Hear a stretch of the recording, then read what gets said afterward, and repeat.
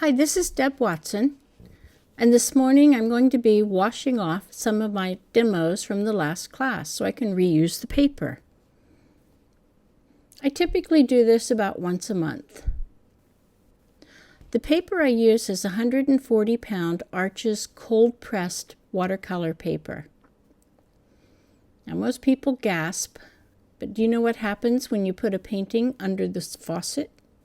It gets wet. If you left it in the water, the paint would eventually soften up and start to come off. But the cold press paper holds its image really well. This is Mr. Clean's Magic Eraser.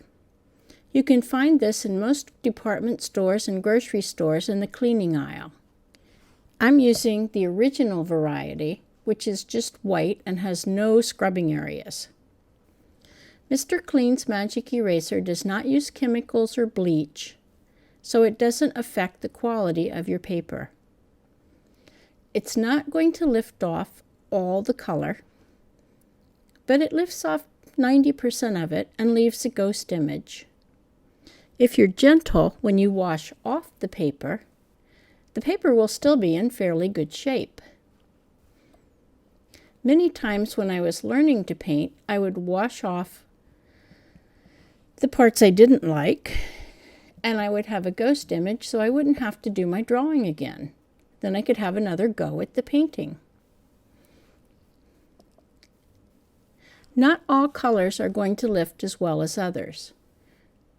But if you practice washing off a bit, it'll be easy for you to tell which colors stain and which colors don't.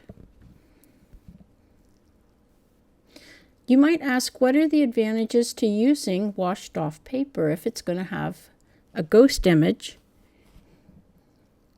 And what I have found is that people who are reusing paper tend to be a lot more creative and free with their painting.